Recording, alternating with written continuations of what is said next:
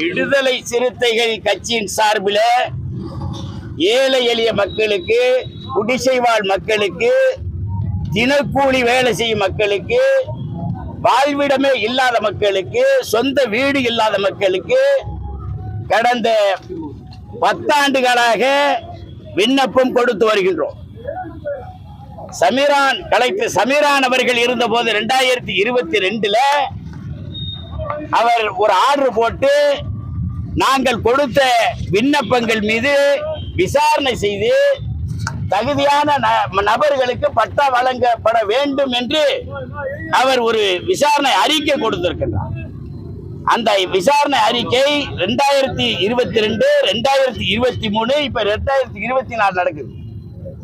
நடையா நடந்து மாவட்ட ஆட்சித்தலைவரை திங்கட்கிழமை நான் பார்க்காத நாளே கிடையாது, உங்களுக்கு தெரியும். அதே போன்று அதிகாரிகளை, தனி வட்டாட்சியர், மாவட்ட ஆதிதிராவிட நலத்துறை அதிகாரி, அதே போன்று வடக்கு வட்டாட்சியர், தெற்கு வட்டாட்சியர், பேரூர் வட்டாட்சியர், மதுக்கரை வட்டாட்சியர், சூலூர் வட்டாட்சியர், அன்னூர் வட்டாட்சியர், மேட்டுப்பாளைய வட்டாட்சியர் என்று அனைவரிடமே நடையால் நடந்து கோரிக்கை வைத்தாலும் செவி சாய்க்கவில்லை. இலவச வீட்டுமனை பட்டாக்கள், விலையில்லா வீட்டுமனை பட்டாக்கள் வழங்குவதிலே முறைகேடு நடக்கிறது. லஞ்சம் பெற்றுக்கொண்டு இடைத்தரகர்கள் மூலமாக யாருக்கு அவர்கள் சொல்கின்றார்களோ அவர்களுக்கே கொடுக்கப்படுகிறது. நாங்கள் இந்த ஆட்சி, திராவிட மாடல் ஆட்சி வந்ததிலிருந்து குறிப்பிட்டு நாங்கள் சொல்கின்றோம், முத்துவேல் கருணாநிதி ஸ்டாலின் அவர்களுடைய ஆட்சிக்கு எந்த விதமான கெட்ட பெயர் வந்துவிடக் கூடாது என்று இவ்வளவு நாள் தாமதித்து, இவ்வளவு நாள் மனம், அதாவது என்னன்னு கேட்டீங்கன்னா பொறுமையா இருந்தோம், வேற வழியே இல்லை. இந்த அதிகாரிகள் ரொம்ப மெத்தன போக்கோடு நடந்துகிறார்கள். ரகசியமாக பட்டா கொடுப்பது ஏன்? எனக்கு கொடுத்திருக்கின்ற கிட்டத்தட்ட ஒரு 15 கடிதங்கள் கொடுத்திருக்கின்றார்கள். அந்த 15 கடிதத்துல உங்களுடைய விண்ணப்பங்களுக்கு மூப்பின் அடிப்படையில் சீனியாரிட்டி படி உங்களுக்கு பட்டா வழங்குன்னு சொல்றாங்க. ஆனா இப்ப கொடுக்கிற பட்டாக்கள் அத்தனை சீனியாரிட்டி பின்பற்றவே இல்லை. லஞ்சம் கேட்டது யாரு, எந்த அதிகாரி?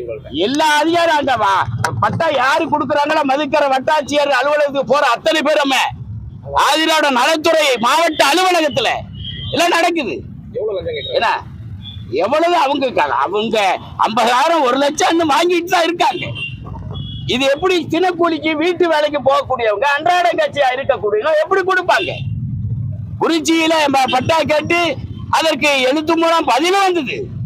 அந்த நிலத்தை கிணறு வீடு மக்களுக்கு அந்த நிலத்தை வகைப்பாடு மாற்றி கொடுக்கிறோம்னு சொல்லி 3 வருஷமாச்சு, இன்னும் கொடுக்க மாட்டாங்க. அப்ப யாரிடம் இருந்து அவர்கள் கைவிட்டு வாங்கிட்டு தாமதிக்கின்றார்கள்?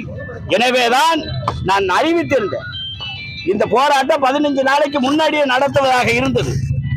ஆனால் அதிகாரிகள் கேட்டுக்கொண்டதின் காரணமாக நான் நிறுத்தி வைத்தேன். ஆனால் அதற்கு பிறகு எந்த விதமான பதிலும் இல்லை. எனவேதான் இன்றைக்கு இந்த போராட்டத்தை முன்னெடுத்துக்கிறோம். எனவே மாவட்ட ஆதிதிராவிட நலத்துறை அதிகாரியை வன்மையாக கண்டிக்கிறோம். லஞ்சம் வாங்குறது தொடர்பாக புகார் கொடுத்திருக்கீங்க? எல்லாம் கொடுத்திருக்கோம், எல்லாம் மாவட்ட ஆட்சித்தலைவர்கிட்ட கொடுத்திருக்கோம். மாவட்ட ஆட்சித்தலைவர் தூங்குறாரு, அவர்கிட்ட ஒரு செயல்பாடுமே இல்லைங்கிறதா என்னுடைய கணிப்பு.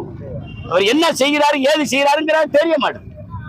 டிஆர்ஓ மேடம் போய் பார்த்தோம்னா அந்த அம்மா எங்களை பார்க்கறதே ரொம்ப சங்கடமா நினைக்குது. நாங்க போய் பார்த்தோம்னா எழுந்திருச்சு வெளில வந்துருது, அவசர வேலைன்னு எழுந்திருச்சு வந்துருது, உட்கார வச்சு ஒரு 2 நிமிஷம் பார்க்கறது இல்லை. எனவே ஏழை எளிய